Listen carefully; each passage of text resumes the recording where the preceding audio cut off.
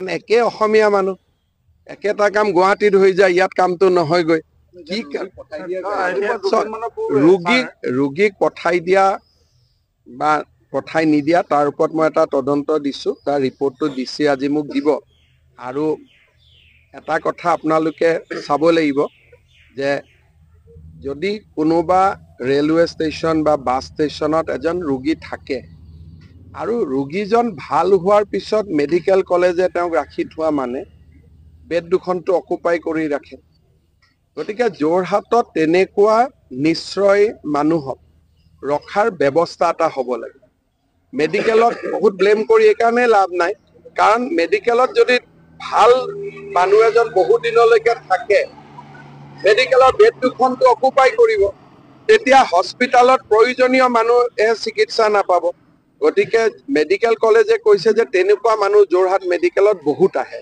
মই ডিচিক কৈছো যে বৃদ্ধাশ্ৰম এটা নিৰ্মাণ কৰক।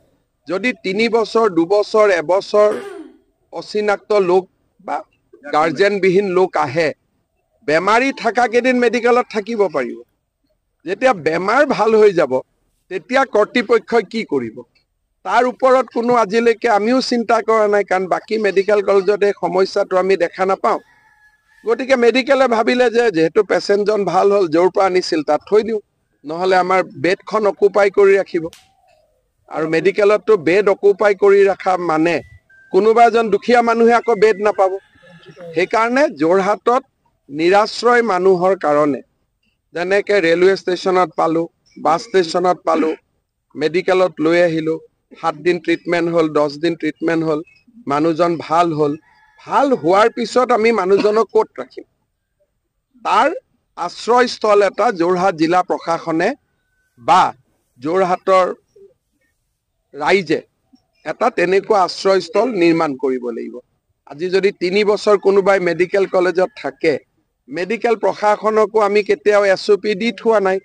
আমাৰ চিম্পল SOPটো হ'ল যে ভাল হোৱা দিনাখন আপুনি মানুহজনক বিদায় দিব। ক'ত বিদায় দিব? মানুহজনোতো নাযাব, তেওঁতো থকা ঘৰো নাই। সেইকাৰণে যোৰহাটত আশ্ৰয় শিবিৰ এটাৰ প্ৰয়োজন আছে। আৰু মই ভাবো যে যোৰহাটত বিভিন্ন স্থানত আমি ভাড়াঘৰ এটা লৈও তেনেকুৱা আশ্ৰয় শিবিৰ এটা আৰম্ভ কৰিব পাৰো।